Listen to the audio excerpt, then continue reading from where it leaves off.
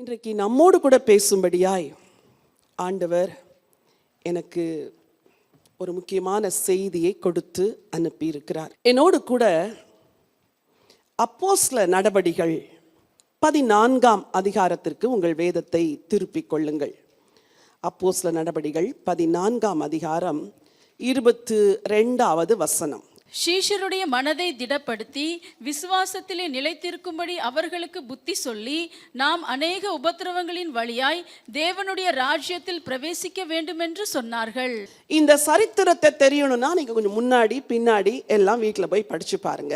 ஆனால் இன்றைக்கு ஆண்டவர் நமக்கு சொல்லுகிற ஒரு வார்த்தை, உன் மனதை நான் திடப்படுத்த விரும்புகிறேன். உன் மனது விசுவாசத்தில் நிலைத்திருக்கும்படி நான் உன்னை பலப்படுத்த விரும்புகிறேன். இது உங்களுக்கு இன்றைக்கு ஆண்டவர் சொல்லுகிற ஒரு புத்திமதி. அதோடு கூட ஆண்டவர் இன்னொரு வார்த்தையை சொல்லுகிறார், நாம் அநேக உபத்திரவங்களின் வழியாய் தேவனுடைய ராஜ்யத்தில் பிரவேசிக்க வேண்டும் என்று சொன்னார்கள். உலகத்தில் எங்கு திரும்பினாலும் மக்களுடைய வாழ்க்கையில உபத்திரவம் உபத்திரவம் உபத்திரவம் போராட்டம்.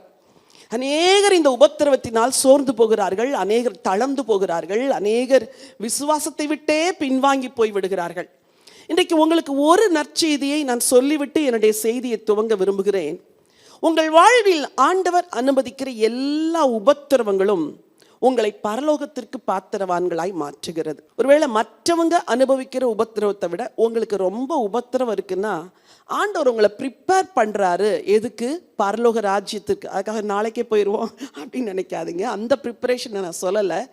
ஒரு மேலான காரியத்திற்காக இந்த கீழான உலகிலே ஆண்டவர் நம்மை தகுதிப்படுத்துகின்றார். ஸோ உபத்திரவங்கள் எதுக்கு அப்படின்னாலே நம்மை உருவாக்க. நான் எப்பொழுதும் உங்களுக்கு நான் கற்றுக் கொடுத்திருக்கிறேன், கர்த்தர் உங்களை உடைப்பார், உருவாக்குவார், உருமாற்றுவார், உபயோகப்படுத்துவார், உயர்த்துவார் என்று. ஆண்டவர் உங்களை எப்பவுமே உடைச்சு தான் உருவாக்குவார், உடைக்காம உருவாக்கவே மாட்டார். அதே போல் ஆண்டவர் உங்களை உடைச்சி உருவாக்கின பிறகு கொஞ்சம் உருமாற்றுவார். அவருக்கு பிரியமான ஷேப்புக்கு வரணும் இல்லை? அந்த ஷேப்பு வரலன்னா அவர் கொஞ்சம் ஆட் பண்ணிக்கிட்டே இருப்பார். சமைக்கிறீங்கல்ல, ஸ்திரீகளில் அநேகர் சமைக்கிறீங்க. சமைக்கும் பொழுது குறைஞ்சபட்சம் ரொம்ப எக்ஸ்பர்ட்டாக இருக்கிற குக்கெல்லாம் 2 தடவை டேஸ்ட் பார்ப்பாங்க. ஆனால் கொஞ்சம் பழகிக்கிட்டு இருக்கிறவங்க எத்தனை முறை டேஸ்ட் பார்ப்பீங்க? 10 முறையாவது பார்த்துருவீங்க. உப்பு குறையா இருக்கும், உப்பு போடுவீங்க, ஐயோ உப்பு நிறைய போட்டோமோ அப்படின்னு தண்ணி ஊற்றுவீங்க. எதையோ ஒன்றை பண்ணி ஐயோ ட்ரையாக இருக்குதுன்னு ஆயில் ஊற்றுவீங்க. ரொம்ப ஆயிலாக இருக்கேன்னு கொஞ்சம் பொட்டேட்டோவை கட் பண்ணி எதையோ ஒன்று செஞ்சு நீங்கள் விரும்புகிற ஒரு டேஸ்ட்டுக்கு வரணும்னா அங்கே ஒரு ஷேப் பண்ணுறீங்கல்ல. அதே மாதிரி தான் ஆண்டவர் உங்களை உடைப்பார், உங்களை உருவாக்குவார், உங்களை உருமாற்றுவார், அதன் பிறகு உபயோகப்படுத்துவார், உயர்த்துவார். ஹல்லேலூயா. உயர்த்தி உபயோகப்படுத்துவார், சில சமயம் உபயோகப்படுத்தி உயர்த்துவார், ஏதோ ஒன்றை ஆண்டவர் செய்வார். சரி, இன்னைக்கு உங்க மனசுல பதிக்க வேண்டிய செய்தி, என் வாழ்க்கையில் ஆண்டவர் அனுமதித்த எல்லா உபத்திரவுமே என்னை பரலோகத்துக்கு பாத்திரவாட்டியாய் மாற்றுவதற்குத்தான் என்று. ஹல்லேலூயா. சரி, இங்கே வசனம் சொல்லுது, சீஷருடைய மனதை திடப்படுத்தி விசுவாசத்திலே நிலைத்திருக்கும்படி அவர்களுக்கு புத்தி சொல்லி, நாம் அநேக உபத்திரங்கள் வழியாய் தேவனுடைய ராஜ்யத்தில் பிரவேசிக்க வேண்டும் என்று சொன்னார்கள். பைபிள்ல உபத்திரவத்தை குறித்து எங்கெல்லாம் சொல்லியிருக்குது நான் உட்கார்ந்து படித்தேன். வெளிப்படுத்தின விசேஷம் 7ஆம் அதிகாரம் 14வது வசனத்துல இவர்கள் யார் அப்படின்னு ஒரு கேள்வி கேட்டதற்கு, இவர்கள் மிகுந்த உபத்திரவத்திலிருந்து வந்தவர்கள் அப்படின்னு வசனம் சொல்லுது. அப்போ பரலோகத்தில் வர்றவங்க எப்படிப்பட்ட உபத்திரவத்தில் வந்தாங்களாம்? மிகுந்த உபத்திரவத்திலிருந்து வந்தவர்கள். சரி, 1ஆம் அதிகாரம் 9ஆம் வசனத்தில் யோவான் சொல்றாரு, கிறிஸ்துவை பற்றுகிற அந்த பாடுகளுக்கு உடன் பங்காளி, உபத்திரவத்துக்கு உடன் பங்காளி என்று யோவான் தன்னை குறித்து சொல்லுகிறார். அந்த ஒரு வசனத்தை வாசிங்க. வெளிப்படுத்தின விசேஷம் 1:9. உங்கள் சகோதரனும் இயேசு கிறிஸ்துவின் நிமித்தம் வருகிற உபத்திரவத்திற்கும் அவருடைய ராஜ்யத்திற்கும் அவருடைய பொறுமைக்கும் உங்கள் உடன் பங்காளனுமாய் இருக்கிறார். எப்படியா எத்தனை காரியம் சொல்லுகிறது? கிறிஸ்துவை பற்றிய உபத்திரவத்திற்கும், அப்புறம் அவருடைய ராஜ்யத்திற்கும், அவருடைய பொறுமைக்கும். எப்படி? பொறுமைக்கு. உபத்திரம் எதை உண்டாக்குகிறது? பொறுமை உண்டாக்குகிறது. பைபிள் அப்படி வசனம் சொல்லுது. அவருடைய பொறுமைக்கும் உங்கள் உடன் பங்காளனுமாய். உங்கள் உடன் பங்காளன் சொல்றது யாரு? பெரிய அப்போஸ்தலன் யோவான் சொல்றாரு, நான் உங்களுக்கு உடன் பங்காளன். அப்படின்னா பரிசுத்தவான்களோடு கூட நீங்கள் பங்காளிகளாய் மாறணும்னா உங்களுக்கும் வாழ்க்கையில உபத்திரம் வரும். உபத்திரவம் தான் வாழ்க்கை அல்ல. சிலர் அப்படி நினைக்க கூடாது. உபத்திரவம் வரும், ஆனா உபத்திரவத்தை தேவன் மாற்றுவார். பர்பஸ் ஃபுல்ஃபில் ஆயிட்டா உடனே அந்த உபத்திரவத்தை நிறுத்திடுவார் ஆண்டவர். ஆதியாகமத்தில் ஆண்டவர் சொன்னார், உன்னுடைய சந்ததி 400 வருஷம் உபத்திரவப்படுவார்கள். ஏன் ஆண்டவரே 400 வருஷம்? கொஞ்சம் குறைச்சி சொல்லியிருக்க கூடாதா? இல்லை இல்லை, அவருடைய அனந்த ஞானத்தில் ஒரு பீரியட் ஆஃப் அவங்களுக்கு சஃபரிங்க ஆண்டவர் சொல்லியிருக்கிறார். 400 வருஷம் உபத்திரப்படுவாங்க. ஆனால் அந்த 400 வருஷம் முடிவில் நான் விடுதலை செய்வேன். விடுதலை செஞ்சு வரும்பொழுது மகிமையாய் வருவார்கள். எப்படி வந்தாங்க? பொன்னோடும் வெள்ளியோடும் புறப்பட்டு வந்தார்கள் என்று. அப்போ பரதேசிகளை போல சஞ்சரித்தாங்க. அந்த 400 years of tribulation அவங்கள உருவாக்கி, அவர்களை பெருக பண்ணி, அவங்கள ஆசீர்வதிச்சு, அவங்கள மேன்மையாக்கி ஒரு பெரிய சந்ததியாய் தேசமாய் உருவாகிறதுக்கு தான் அந்த உபத்திரவம். சரி, யாத்திராகமம் 3:7 எகிப்தில் உபத்திரப்பட்டார்கள் என்று வாசிக்கிறோம். சங்கீதம் 22:24 ஆண்டவர் உபத்திரப்பட்டனுடைய உபத்திரவத்தை அற்பமாய் எண்ணாமலும் அருவருக்காமலும் தன்னை நோக்கி கூப்பிடும் பொழுது வேண்டுதலை கேட்டருள்வார் என்று சொல்லியிருக்கிறது. அப்போ உபத்திரப்படும் பொழுது பெட்ஷீட்டை இழுத்து மூடி தூங்கிட்டு இருந்தா பிரச்சனை மாறாது. சரியா? உபத்திரப்படும் பொழுதுதான் முழங்கால மொட்டக்கி எப்போ கஷ்டமா இருக்குதோ ஜெபிக்கிறதுக்கு அப்பதான் நீங்க கஷ்டப்பட்டு ஜெபிக்கணும். when it is hard to pray, pray hard. அதான் ஒரு சீக்ரெட்.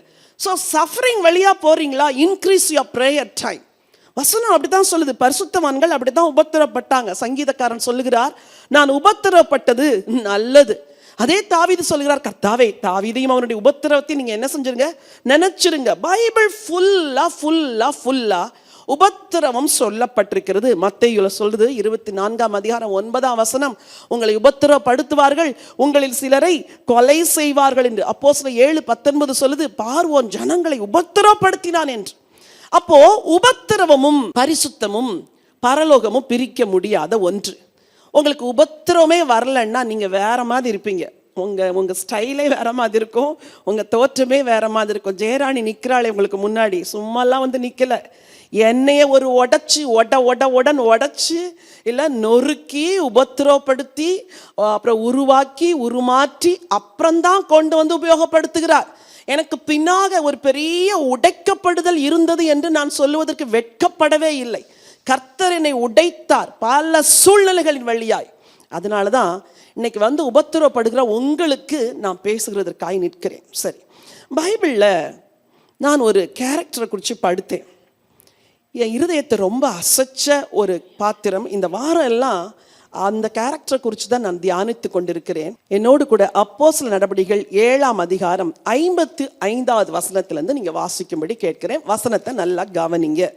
அவன் பரிசுத்த ஆவியினால் நிறைந்தவனாய் வானத்தை அண்ணாந்து பார்த்து தேவனுடைய மகிமையும் தேவனுடைய வலது பாரிசத்தில் இயேசுவானவர் நிற்கிறதையும் கண்டு, அதோ வானங்கள் திறந்திருக்கிறதையும் மனுஷகுமாரன் தேவனுடைய வலது பாரிசத்தில் நிற்கிறதையும் காண்கிறேன் என்றான். அப்பொழுது அவர்கள் உரத்த சத்தமாய் கூக்குரலிட்டு தங்கள் காதுகளை அடைத்து கொண்டு ஒருமனப்பட்டு அவன் மேல் பாய்ந்து அவனை நகரத்துக்கு புறம்பே தள்ளி அவனை கல்லெறிந்தார்கள். சாட்சிக்காரர் தங்கள் வஸ்திரங்களை கழற்றி சவுல் என்னப்பட்ட ஒரு வாலிபனுடைய பாதத்தின் அருகே வைத்தார்கள். அப்பொழுது கர்த்தராகிய இயேசுவே என் ஆவியை ஏற்றுக்கொள்ளும் என்று ஸ்தேவான் தொழுது கொள்ளுகையில் அவனை கல்லெறிந்தார்கள். அவனோ முழங்காற்படியிட்டு, ஆண்டவரே இவர்கள் மேல் இந்த பாவத்தை சுமத்தாதிரும் என்று மிகுந்த சத்தமிட்டு சொன்னான். இப்படி சொல்லி நித்திரை அடைந்தான். வசனத்தை கவனிச்சீங்களா? ஒரு வாலிபனை குறித்த இந்த வேத பகுதி இந்த வாரம் எல்லாம் என் இருதயத்தில் பேசிக்கொண்டே இருந்தது. ஸ்தேவான் என்ற ஒரு வாலிபன் முதல் இரத்த சாட்சியாய் மரித்தான். அவனுக்கு வயது என்ன என்றால் 29 32 வரைக்கும் இருக்கும். அவ்வளவுதான் அவனுடைய வயது. இளம் வாலிபன், ஆண்டவரை மிக அதிகமாய் நேசித்தவன், வைராக்கியம் உள்ளவன், ஆவியில் நிறைந்தவன். ஆனால் அவன் வைராக்கியம் உள்ளவனாய் அவன் செய்த ஒரு பிரசங்கம் நம்மையெல்லாம் ஆச்சரியப்பட வைக்கிறது. இவ்வளோ வைராக்கியம் நிறைந்த ஒரு வாலிபன் ஏன் இரத்த சாட்சியாய் மரிக்க வேண்டும்? ஏன் கல்லறியப்பட்டு கொல்லப்பட வேண்டும்? ஆண்டவர் அவனுக்கு ஆயுள் நாளை கூட்டி கொடுத்திருந்திருக்க கூடாதா? ஏன் ஆண்டவர் இதை அனுமதித்தார் என்று நம்மிலே அநேகருக்கு கேள்விகள் உண்டு. இந்த கேள்விக்கு, இந்த ஏன் என்ற பல கேள்விக்கு பதில் எங்க தான் கிடைக்கும் தெரியுமா? பரலோகத்துல தான். உங்க வாழ்க்கையில ஏன் ஆண்டவரே, ஏன் ஆண்டவரே, எதுக்கு ஆண்டவரே, ஏன் நான் மட்டும் ஆண்டவரே, எதுக்கு என் குடும்பத்துல மட்டும், எதுக்கு என்னிடத்தில் மட்டும் இப்படி நடக்குது என்று நீங்கள் கேட்கிற எல்லா கேள்விக்கும் இப்போ நம்ம வாசிச்சோமே வசனம், நம்ம அநேக உபத்திரவங்களின் வழியாய் தேவனுடைய ராஜ்யத்தில் பிரவேசிக்க வேண்டும். ஆண்டவர் சொல்றாரு, நீ தேவனுடைய ராஜ்யத்தில் பிரவேசிக்கும்படிதான் இதை அனுமதிச்சிருக்கிறேன். அதனால கொஸ்டின் கேட்காத, சப்மிட் பண்ணு. இன்னைக்கு உபத்திரவத்தின் வழியாய் போகிற உங்கள் ஒவ்வொருவருக்கும் நான் சொல்றேன், கேள்வி கேட்காதீங்க. எப்படி கேள்வி கேட்கணும் தெரியுமா? இந்த உபத்திரவத்தின் நோக்கம் என்ன?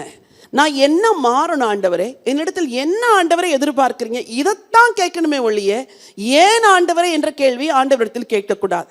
இந்த ஸ்தேவானுக்கு வயது 29 32 வரைக்குள்ள ஒரு வாலிபன். பொதுவாக இஸ்ரவேலில் உள்ள அந்த யூத பிள்ளைகள் எல்லாம் தங்களுக்கு 30வது வயது வரும்பொழுது ஒரு பெரிய மாற்றத்தை எதிர்பார்ப்பார்களாம். எசேக்கியேல் 30வது வயதில் சிறைப்பட்ட தேசத்திலே அவர் கர்த்தருடைய வார்த்தையை சொல்ல ஆரம்பித்தார். தாவீது ராஜாவானது 30ஆம் வயது, யோசேப்பை உயர்த்தியது 30ஆம் வயது. ஸோ அந்த 30ங்கிற வயசு ரொம்ப முக்கியமான வயசு பைபிள்ல. இந்த ஸ்தேவான், ஒருவேளை நான் நினைக்கிறேன் 30வது வயது வரும் என்று எதிர்பார்த்து கொண்டு ஆண்டவருக்காய் பெரிய காரியங்களை செய்ய போகிறேன் என்று நினைத்தவனுக்கு வந்தது உபத்திரவம். அந்த உபத்திரவம் சாதாரண உபத்திரவம் அல்ல, கல்லை கொண்டு எரிந்து அவனை கொலை செய்தார்கள். அது எப்படிப்பட்ட ஒரு மர்டரா இருக்கும் யோசிச்சு பாருங்க. ஒருத்தர் மேல கல் எறிஞ்சு சாகிற வரைக்கும் அவன் மேல கல் எறிறாங்க அப்படின்னா எங்கெங்கெல்லாம் அந்த கல் பட்டிருக்கோம், எங்கெங்கெல்லாம் ப்ளீட் ஆயிருக்கும். அவன் தப்பித்து ஓட வழியே இல்லை. அவன் அந்த இடத்துல முழங்கால் படியிட்டு தன்மேல் எறியப்பட்ட கற்களை எல்லாம் வாங்கி கொண்டான். அப்படிதான் பைபிள் சொல்லுது. இந்த உபத்திரவத்தை யாருக்காய் சகித்தான் தெரியுமா? தனக்காய் ஒருவர் ரத்தம் சிந்தினாரே, தனக்காய் ஒருவர் பாடுபட்டாரே, அந்த அன்புக்காக தான் அவர் அந்த உபத்திரவத்தை சகித்தார். கடைசில வசனம் சொல்லுது, கடைசி வசனத்தை வாசிங்க. அவனோ முழங்காற்படியிட்டு, ஆண்டவரே இவர்கள் மேல் இந்த பாவத்தை சுமத்தாதிரும் என்று மிகுந்த சத்தமிட்டு சொன்னான். இப்படி சொல்லி நித்திரை அடைந்தான். அதாவது ஸ்தேவான் மரித்தான். அதான் அந்த வசனம், அந்த அதிகாரம் முடிகிறது, ஸ்தேவான் மரித்தான். இந்த ஸ்தேவானுடைய வாழ்க்கை என் இருதயத்தில் ரொம்ப பேசுனதுனால இவரை குறித்து நான் அறிந்து கொள்வதற்கு அது ரொம்ப முன்னாடிலாம் ரொம்ப விஷயம் இல்லை. அந்த ஒரு சாப்டருக்குள்ள தான் அதிகமாக அவரை பற்றி சொல்லியிருக்குது. வாசிக்கலாம். இந்த ஸ்தேவான் சரீர பிரகாரமாக மரிக்கிறதுக்கு முன்னாடி வேற சில காரியத்துக்கெல்லாம் மரித்தான். 6ஆம் அதிகாரம் முதல் 4 வசனங்கள் வாசியுங்கள். அந்நாட்களிலே சீஷர்கள் பெருகின போது கிரேக்கரானவர்கள் தங்கள் விதவைகள் அன்றாட விசாரணையில் திட்டமாய் விசாரிக்கப்படவில்லை என்று எபிரேயருக்கு விரோதமாய் முறுமுறுத்தார்கள். சபையில ஒரு பிரச்சனை வருது. அங்கே விதவைகளை சரியா விசாரிக்கவில்லை என்று எல்லாருக்கும் முறுமுறுப்பு வரும் பொழுது அப்போஸ்தலர்கள் என்ன செஞ்சாங்க? ஒரு 7 பேரை நம்ம தெரிந்தெடுப்போம், மூப்பர்களை தெரிந்தெடுத்து இந்த வேலைக்குன்னே இவங்களை வைப்போம் அப்படின்னு தெரிந்தெடுக்கிறார்களாம். குவாலிஃபிகேஷன் என்ன? 3வது வசனம். ஆதலால் சகோதரரே பரிசுத்த ஆவியும் ஞானமும் நிறைந்து நற்சாட்சி பெற்றிருக்கிற 7 பேரை உங்களில் தெரிந்து கொள்ளுங்கள், அவர்களை இந்த வேலைக்காக ஏற்படுத்துவோம். எப்படி செலக்ட் பண்றாங்க? PhD, MPhil, BTech, MTech படிச்சவங்களெல்லாம் கூப்பிடுங்க, அப்படிலாம் கூப்பிடல. வசனம் அழகா சொல்லுது. ஆதலால் சகோதரரே பரிசுத்த ஆவியும் ஞானமும் நிறைந்து நற்சாட்சி பெற்றிருக்கிற 7 பேரை உங்களுக்கு தெரிந்து கொள்ளுங்கள், அவர்களை இந்த வேலைக்காக ஏற்படுத்துவோம். உடனே இந்த யோசனை எல்லாருக்கும் பிரியமா இருந்துச்சு. யாரெல்லாம் செலக்ட் பண்ணாங்க அப்படின்னு 5வது வசனம் சொல்லுது. அப்பொழுது விசுவாசமும் பரிசுத்த ஆவியும் நிறைந்தவனாகிய ஸ்தேவானையும். ஹல்லேலூயா. எனக்கு ரொம்ப சந்தோஷமா இருந்தது. விசுவாசமும் பரிசுத்த ஆவியினாலும் நிறைந்தவன். அப்போ இந்த ஸ்தேவானை பார்க்கும் பொழுது எல்லாருக்கும் அவனுக்குள்ள என்னதை பார்த்திருப்பாங்க அப்படின்னா அவனுடைய ஃபெய்த், 2வது அவனுடைய அனாயிண்டிங். அபிஷேகத்தால் நிரம்பின மக்கள் சுயத்திற்கு செத்தவர்களாய் இருப்பார்கள். இவர் எப்படி சுயத்துக்கு செத்தவராய் இருந்தார் நான் சொல்றேன். இவ்வளோ பவர்ஃபுல்லா, இவ்வளோ ஒரு மைட்டியா, இவ்வளோ காட்ஸ் விஸ்டம், இவ்வளோ அனாயிண்டிங் நிறைஞ்ச ஒரு மனுஷன். 8வது வசனம் வாசிங்க. ஸ்தேவான் விசுவாசத்தினாலும் வல்லமையினாலும் நிறைந்தவனாய் ஜனங்களுக்குள்ளே பெரிய அற்புதங்களையும் அடையாளங்களையும் செய்தான். ஸ்தேவான் விசுவாசத்தினாலும் வல்லமையினாலும் நிறைந்தவனாய் ஜனங்களுக்குள்ளே பெரிய அற்புதங்களையும் அடையாளங்களையும் செய்தான். இந்த காலத்துல ஸ்தேவான் வாழ்ந்திருந்தால் உடனே தனக்கு ஒரு மினிஸ்ட்ரியை ரெஜிஸ்டர் பண்ணிட்டு உடனே தனக்கு ஒரு ஏதோ ஆரம்பிச்சு நான் எவ்வளோ பவர்ஃபுல் சர்வெண்ட் ஆஃப் காட் தெரியுமா, நான் எவ்வளோ வல்லமை உள்ள ஊழியன் தெரியுமா என்று தனியே ஒரு தனி கொடி பிடித்திருப்பார். ஆனா இங்க அப்போஸ்தலர்கள் இவன் வாழ்க்கையில ஞானம் இருக்குன்னு பார்த்தாங்க, விசுவாசம் இருக்குன்னு பார்த்தாங்க, அபிஷேகம் இருக்குன்னு பார்த்தாங்க, அற்புத அடையாளங்கள் எல்லாம் செய்கிறான் என்று பார்த்தார்கள். கட்டாயம் இவன் அங்கங்கு போய் சுவிசேஷத்தையும் சொல்லி இருக்க வேண்டும். ஆனா என்ன வேலைக்கு அப்பாயிண்ட் பண்றாங்க? பந்தி விசாரிப்பு வேலைக்கு. நீ போய் மைக் பிடிப்பா அப்படின்னா அவன் போய் கடாயோ அல்லது பாத்திரத்தையோ பிடிச்சா அவனுக்கு எப்படி இருக்கும்? இன்னும் என் மேல இருக்கிற அபிஷேகம் என்ன தெரியுமா? இல்லை நம்ம லாங்குவேஜ்ல நான் எப்படிப்பட்ட ஆள் தெரியுமா? என் மேல இருக்கிற அபிஷேகம் எவ்வளவு பெருசு தெரியுமா? என்ன போய் பந்தி விசாரிக்க வைக்கிறீங்களே. ஸ்தேவான் அவன் சுயத்திற்கு செத்தவன். ஸ்தேவான் யார்? விசுவாசத்தினாலும் வல்லமையினாலும் பரிசுத்த ஆவினாலும் நிறைந்தவனா இருந்ததுனால ஒரு மீன் ஜாப், மீன் மினிஸ்ட்ரி கொடுக்கும் போது அதை மீன் மினிஸ்ட்ரி நினைக்கல, சந்தோஷமா ஏற்றுக்கொள்ளுகிறார். கொடுத்தது யாரு? அப்போஸ்தலர்கள். இது எதை காட்டுகிறது? இவன் ரத்த சாட்சியா மறிக்கிறதுக்கு முன்னாடியே இவனுடைய சுயம் மறிச்சிருச்சு. இன்னைக்கு அநேகருடைய வாழ்க்கையில சுயம் மறிக்கல. அப்படி தொட்டு பார்த்தா தான் தெரியுது ஒவ்வொருக்குள்ள என்ன சுயம் இருக்குது, எப்படி சீறிக்கிட்டு வருது, எப்படி படம் எடுத்து வருது. இன்னைக்கு நான் உங்களுக்கு சொல்றேன், இந்த ஸ்தேவானை ஏன் ஃபர்ஸ்ட் மார்டைரா ஆண்டவர் தெரிந்து கொண்டார்னா, அவன் சுயத்திற்கு செத்தவன், died to his self, செல்ஃபுக்கு மரித்தவன். இன்னைக்கு நம்மளே நம்ம யோசிச்சு பார்ப்போம். இன்னைக்கு நம்மளை அலசி ஆராய்ந்து பார்க்கறதுக்கு தான் ஆண்டவர் நம்மை அழைத்து கொண்டு வந்திருக்கிறார். எனக்குள் சுய செத்து இருக்குதா, இல்லை எனக்குள் சுய வெளிப்படுதா? பிறர் என்னை இழிவான ஒரு காரியத்தை செய்ய சொல்லும் பொழுது நான் சந்தோஷமாய் செய்கிறேனா, இல்லை நான் அதை முறுமுறுப்பாய் செய்கிறேனா? நான் மகிழ்ச்சியாய் ஏற்றுக்கொள்கிறேனா, இல்லை அதை நான் கசப்போடும் முறுமுறுப்போடும் ஏற்றுக்கொள்கிறேனா? ஒரு சின்ன ஒரு ப்ரோக்ராமுக்கு கடந்து சென்றிருந்தோம். அப்பொழுது அது ஒரு வீடியோ ஷூட்டிங், சரியா? அந்த ஆலயத்தில் அதோடைய ப்ரிமிசஸை யூஸ் பண்ணுறதுக்கு இடம் கொடுத்துருந்தாங்க. அப்போ ஒரு தம்பி சொன்னா, அந்த ஒரு சின்ன ஒரு ஆஃபீஸ் திறந்துருந்துச்சு, டோர் திறந்துச்சு, ஒரே ஒரு நிமிஷம் இதில் நிற்கட்டுமா அப்படின்னு அவன் கேட்டிருக்கிறான், ஏதோ ஒரு ஆங்கிள் பார்க்குறதுக்கு. அப்போ அவர் சொன்னாராம், நீங்கள் வெளியே தானே பெர்மிஷன் வாங்குனீங்க, உள்ளெல்லாம் வரக்கூடாது, வெளியே போங்க அப்படின்னு இருக்கிறார். சொன்னவர் யார்? ஆலயத்திற்குள் இருக்கிறவர். அப்போது இந்த தம்பி சொன்னா, இப்படி சொல்கிறாங்களே நம்மளை அப்படின்னு. அப்போ நான் சொன்னேன், இரக்கமில்லாத இறை மக்கள் இவங்கெல்லாம், நீங்கள் சுயத்துக்கு செத்தவங்களா இருக்கணும்ப்பா. பரவாயில்ல, சொன்னால் சொல்லிட்டு போகிறாங்க, அது இட் ஷோஸ் தியர் நேச்சர். அவங்க எவ்வளவு சுயத்துக்கு செத்துருக்குறாங்கங்கிறது இது காட்டுது. பரவாயில்ல, வெளியே தானே பெர்மிஷன் வாங்குனீங்க, வெளியிருந்து பண்ணுங்க அப்படின்னு நான் சொன்னேன். இன்றைக்கி யோசிச்சு பார்க்குறேன், கிறிஸ்தவ உலகத்தில் இருக்கிறோன்னு சொல்கிறோம், ஐ எம் எ கிறிஸ்டியன் என்று சொல்லுகிறோம், ஆனால் இன்னும் சுயத்துக்கு சாகாத கிறிஸ்தவர்களாகத்தான் இருக்கிறோம். இன்னைக்கு ராத்திரி போய் உங்களுக்கு அசைன்மெண்ட் என்ன தெரியுமா? தேவனே, எந்தெந்த விஷயத்துல எல்லாம் நான் என்னையே டினை பண்ணாமல் இருக்கிறேன், நான் சுயத்துக்கு சாகாமல் இருக்கிறேன், எனக்கு சொல்லுங்க. பாருங்க, அந்த மீன் ஜாபை கொடுத்தப்போ அதை மீன் மினிஸ்ட்ரின்னு நினைக்காம அதை ஹானரபிள் மினிஸ்ட்ரியா நினைச்சு செஞ்சார்ல, இவர் தான் சுயத்துக்கு செத்தவர். காட் பார்த்தாரு, ஸ்டீஃபன், உன் மேலே இவ்வளோ அனாயிட்டிங், உனக்கு இவ்வளோ விஸ்டம், உனக்கு இவ்வளோ அறிவு, உனக்கு இவ்வளோ விசுவாசம் இருக்குது, இது எல்லாவற்றாலும் நீ நிறைந்து இருக்கிறபடினால உன்னை மேலா பயன்படுத்தணும்னு அவங்க நினைக்காம உனக்கு மீன் ஜாபை கொடுத்தப்போ கூட சந்தோஷமா ஏற்றுக்கொண்டிய நீ தான்ப்பா ரைட் பர்சன். ஃபர்ஸ்ட் மார்டைர் ஆகிறதுக்கு உன்னை நான் சூஸ் பண்ணுறேன். அந்த லிஸ்ட்டில் வேற யாரையும் சூஸ் பண்ணலை. பாருங்க, அப்பொழுது விசுவாசமும் பரிசுத்த ஆவியும் நிறைந்தவனாகிய ஸ்தேவானையும் பிலிப்பையும் பிறகோரையும் நிக்கானோரையும் தீமோனையும் பர்வனாவையும் யூத மார்க்கம் அமைந்தவனாகிய அந்தியோகியா பட்டணத்தானாகிய நிக்கோலாவை யாரையுமே சூஸ் பண்ணல. அப்ப இத்தனை பேர் சூஸ் பண்ணப்பட்டாலும் இவங்க எல்லாரிலும் மேம்பட்டவனா இருந்த ஸ்தேவான் தான் அன்றைக்கு ஆண்டவரால் தெரிந்து கொள்ளப்பட்டவன். died to self. இன்னைக்கு இந்த உபவாச ஜெபத்தில் ஆண்டவற்றை கேளுங்க, அப்பா என் இருதயத்தை ஆராய்ந்து பார்க்க எனக்கு ஒரு உதவி செய்யுங்கப்பா. எனக்குள்ள எங்கெல்லாம் சுயம் அரைஞ்சு கிடக்குதோ அதெல்லாம் வெளியே கொண்டு என்னை உருவாக்குங்கப்பா. உபத்திரவங்களின் வழியாய் போறதுக்கு முன்னாடி நான் உருவாக்கப்பட்டு நான் பரலோகம் செல்ல வேண்டும் ஆண்டவரே. இந்த ஸ்தேவானை போல சுயத்திற்கு செத்தவனாய் என்னை மாற்றுங்க. நான் இன்னைக்கு உங்களுக்கு நிறைய ரெஃபரன்ஸு, நிறைய உதாரணம் அதெல்லாம் கொடுக்கல. ஒரே ஒரு தாட், சுயத்திற்கு செத்துருக்கிறேனா? யாராவது உங்களை பற்றி ஏதாவது சொன்னால் உடனே உள்ளுக்குள்ளேருந்து சீறி எழும்புகிற கோபம் வருகிறதா? பரவாயில்ல, சொல்லிட்டு போகட்டும் அப்படின்னு நினைக்கிறீங்களா? உங்களுக்கு கொடுக்கப்பட வேண்டிய கனம் கொடுக்கப்படாத போது நீங்கள் எப்படி ரியாக்ட் பண்ணுறீங்க? உங்களை யாராவது கூப்பிடும்போது எப்படி ரியாக்ட் பண்ணுறீங்க? சில வெளி தேசங்களுக்கு போனால் அந்த குட்டி பிள்ளைங்க எவ்வளோன்னு 2.5 வயசு 3 வயசு, ஹலோ ஜெயராணி அப்படின்னு கூப்பிடும் நம்மளை பேர் சொல்லி. அப்போது மனசு சொல்லும், உன் ஊரில் ஒன்று எப்படி கூப்பிடுறாங்க பாரு, ஆன்ட்டிங்கிறாங்க, மேம்ங்கிறாங்க, பாஸ்டர்மாங்கிறாங்க.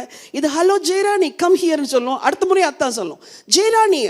ஓகே, இதை கேட்குறதுக்கும் நமக்கு ஒரு ஹார்ட் வேணும். இந்த மாதிரி உங்களுக்கு எங்கேயோ வேல்யூ இருந்தால் கூட உங்கள் வேல்யூவை மதிக்காத மக்கள் மத்தியில் அவங்களுடைய ஆக்ஷனுக்கு உங்கள் ரியாக்ஷன் எப்படி இருக்குது? இன்னைக்கு நம்மளை சிந்திச்சு பார்க்கணும். லார்ட், உலகத்தில் எனக்கு மேன்மைகள் எல்லாம் உங்களால் வந்தது. இந்த அபிஷேகம் யாரால் வந்தது? தேவனால். அப்போது இந்த ஞானம் யாரால வந்தது? தேவனால. இந்த விசுவாசம் யாரால வந்தது? தேவனால. ஸோ இது அபிஷேகமும் இந்த ஞானமும் இந்த விசுவாசமும் ஸ்தேவானுடைய ஹார்ட்டையே மாத்திருச்சு. இன்னைக்கு நமக்கு அபிஷேகம்லாம் இருக்குது, ஞானம்லாம் இருக்குது, ஆனால் ஹார்ட் மாறலை. ஹார்ட் இன்னும் அப்படியே ஹாட்டியாக தான் இருக்குது இல்லை? ஹார்ட் அப்படியே நிற்குது, பஃப்டப்பாக நிற்குது. வேண்டாம் ஆண்டவரே, ஸ்தேவானை போல சுயத்துக்கு மறித்தவங்களா என்னை மாற்றுங்க. சரி, ரெண்டாவது, இந்த ஸ்தேவான் எதற்கு மரித்தார்? 11 14 வரைக்கும் வாசிங்க. அப்பொழுது அவர்கள் மோசேக்கும் தேவனுக்கும் விரோதமாக இவன் தூஷண வார்த்தைகளை பேச கேட்டோம் என்று சொல்லும்படியாக மனுஷரை ஏற்படுத்தி ஜனங்களையும் மூப்பரையும் வேத பாரகரையும் எழுப்பிவிட்டு அவன் மேல் பாய்ந்து அவனை பிடித்து ஆலோசனை சங்கத்தாருக்கு முன்பாக இழுத்து கொண்டு போய் பொய் சாட்சிகளையும் நிறுத்தினார்கள். இவர்கள் இந்த மனுஷன் இந்த பரிசுத்த ஸ்தலத்துக்கும் வேத பிரமாணத்துக்கும் விரோதமாக தூஷண வார்த்தைகளை ஓயாமற் பேசுகிறான். இவன் பேசினது என்னதான் பேசினாரு? சுவிசேஷத்தை தான் பேசினார் இல்லையா?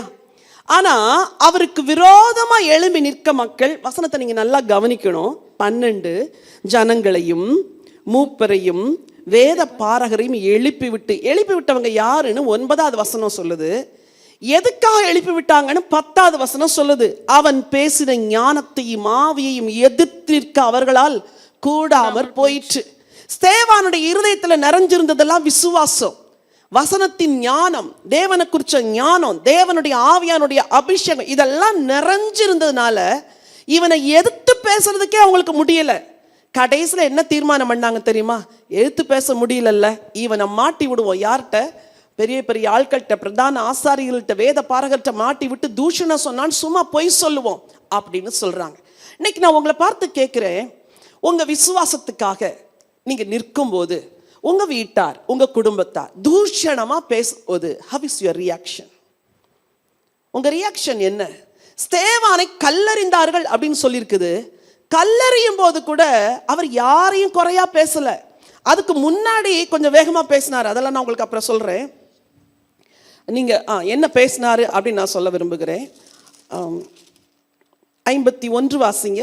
வணங்கா கழுத்துள்ளவர்களே, இருதயத்திலும் செவிகளிலும் விருத்த சேதனம் பெறாதவர்களே, உங்கள் பிதாக்களைப் போல நீங்களும் பரிசுத்த ஆவிக்கு எப்பொழுதும் எதிர்த்து நிற்கிறீர்கள். லிசன், சத்தியத்துக்கு விரோதமா அவங்க சத்தியத்தையே கேட்காத போது தைரியமா பேசுறாரு, வணங்கா கழுத்துள்ளவர்களே அப்படின்னு.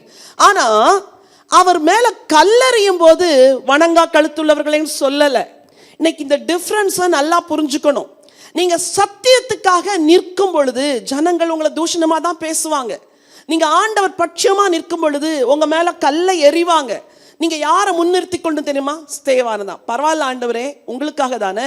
பரவாயில்ல ஆண்டவரே, உங்க நாமத்துக்காகத்தானே. ஆண்டவரே, நான் உங்களுக்காக செஞ்சதுனால தானே எனக்கு இதெல்லாம் வருது. பரவாயில்ல.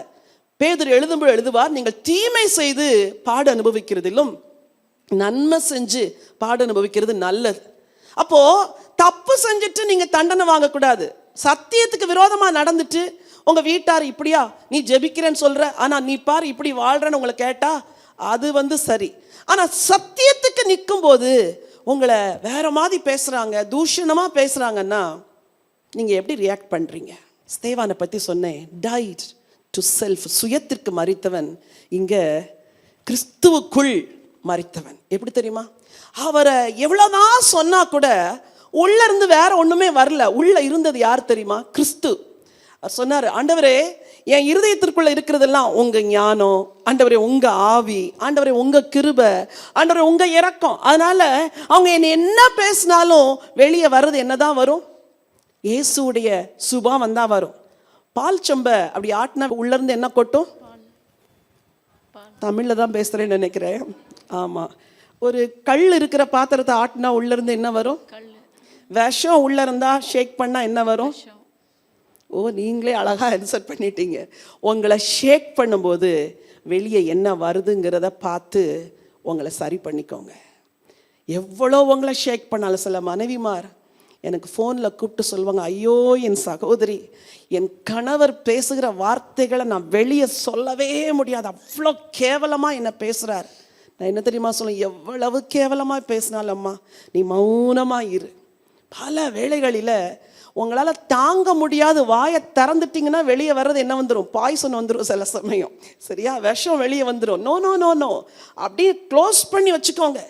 என்ன ஷேக் பண்ணாலும் ஏசப்பா நான் வாய் திறக்க மாட்டேன்னா அதுதான் கிறிஸ்துவின் சுபாவம்.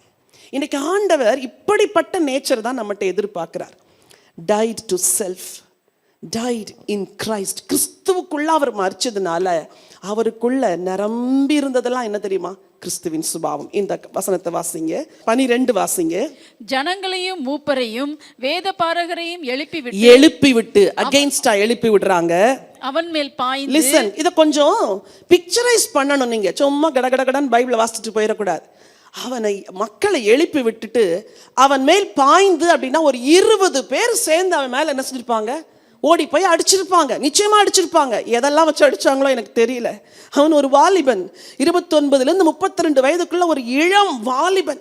அவன் மேல் பாய்ந்து அவனை பிடித்து ஆலோசனை சங்கத்தாருக்கு முன்பாக இழுத்து கொண்டு, எப்படி இழுத்துட்டு போயிருப்பாங்க கொஞ்சம் இமேஜின் பண்ணுங்க. கையை பிடிச்சி தர தர தரதான் இழுத்துட்டு போயிருப்பாங்க. காலை கட்டியிருப்பாங்க. அவனுக்கு காயம் ஆயிருக்கும், உடம்பெல்லாம் ரத்தம் ஆயிருக்கும். ஆலோசனை சங்கத்தாருக்கு முன்பதாக இழுத்து கொண்டு, இயேசுவை எப்படி இழுத்துட்டு போனாங்களோ அது மாதிரி தான் ஸ்தேவானை இழுத்துட்டு போயிருப்பாங்க. வாரினால் அடிச்சாங்களா, நமக்கு எழுதப்படலை. அல்லது கோலினால் அடிச்சாங்களா, அதுவும் எழுதப்படலை. காரி உமிழ்ந்தார்களா, எழுதப்படலை. இரட்சகர் எப்படி அவமானப்பட்டாரோ அதே போல இரட்சகருக்குள் ஸ்தேவான் அவமானப்பட்டார். இன்னைக்கு உங்களை பார்த்து சொல்றேன், நீங்க அவமானப்படும் பொழுது, உபத்திரவத்தின் வழியாய் போகும் பொழுது பாடுபட்ட அவரையே நினைத்து கொள்ள வேண்டும். ஆண்டவரே, நான் உங்களை பார்க்கிறேன். ஆண்டவரே, இயேசுவை அடிபட்ட, அவமானப்பட்ட, நிந்திக்கப்பட்ட, காரி உமிழப்பட்ட இயேசுவை மட்டும் நீங்க பார்த்தீங்கன்னா நீங்க சகிச்சுக்குவீங்க, ஸ்தேவான் மாதிரி.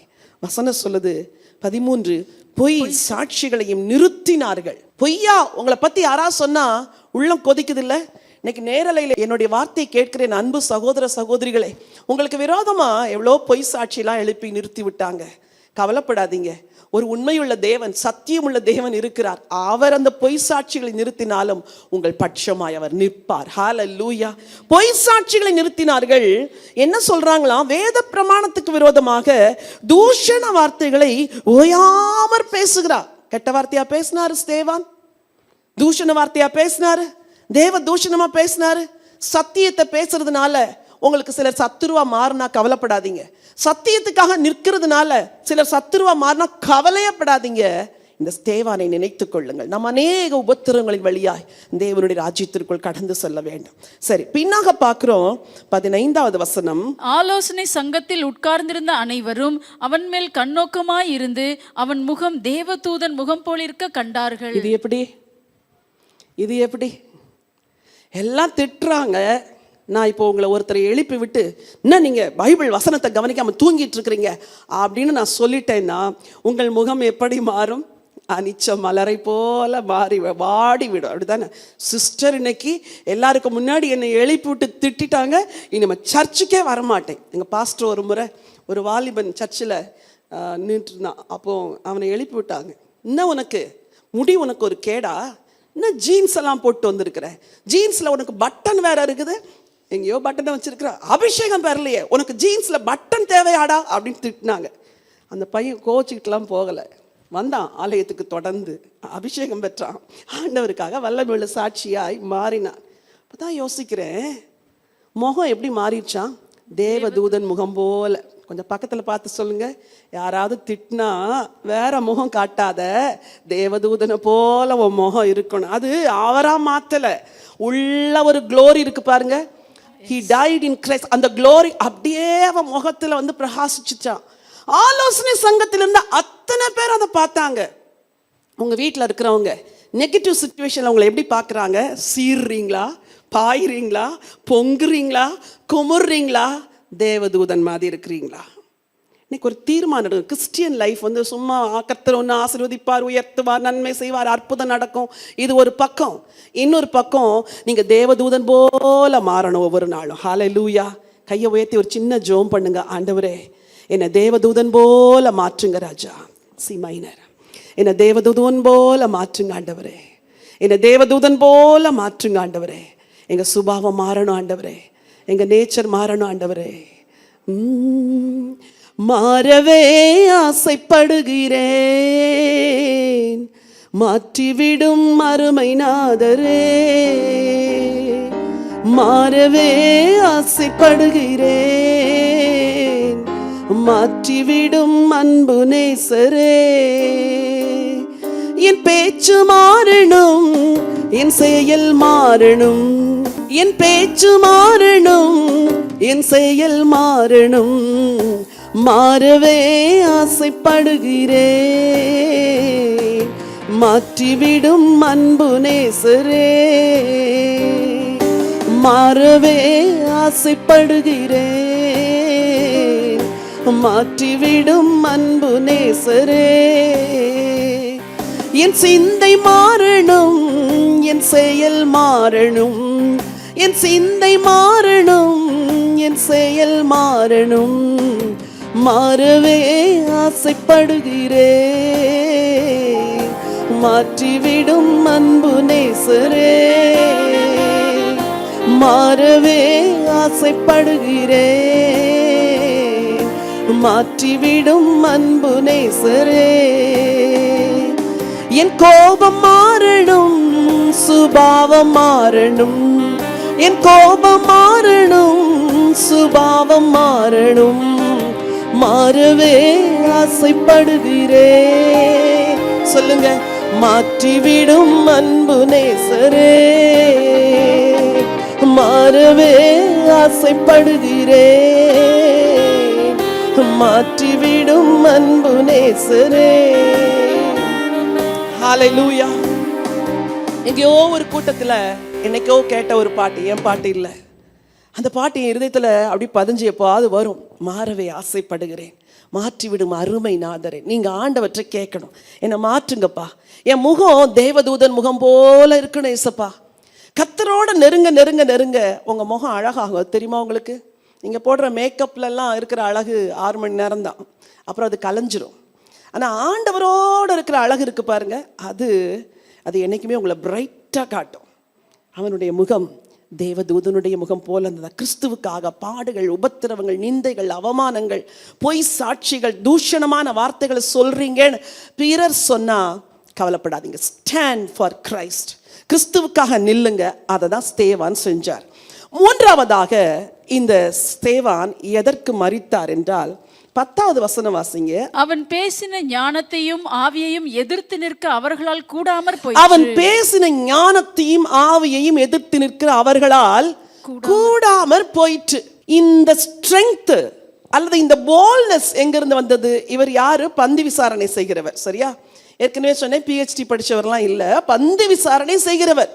ஆனா ஒரு சூழ்நிலைன்னு வரும் பொழுது, இயேசுவுக்காக நிக்கணும்னு சொல்லும் பொழுது, அவர் பேசின ஞானம், அவர் பேசின ஆவிய யாரால எதிர்த்து நிற்க முடியலையா? அவ்வளோ ஒரு போல்னஸ்.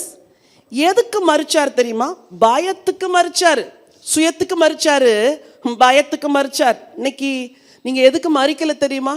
பயத்துக்கு மறிக்கல. நான் இப்ப சொல்றேன், திடீர்னு ஒரு 20 போலீஸ் ஆஃபீஸர்ஸ் வந்து இப்போ கன்னோட நிற்கிறாங்கன்னா, இயேசுவை மறுதளிச்சிருந்தா எத்தனை பேர் இல்லை மறுதளிக்க மாட்டேன்னு சொல்லுவீங்க? அப்படிலாம் நாட்கள் வரல நமக்கு. ஆனால் அப்படி சூழ்நிலை நம்ம வரும் பொழுது தான் நம்ம உண்மையாக கிறிஸ்துவின் பிள்ளைகளா இல்லையான்னு தெரியும்.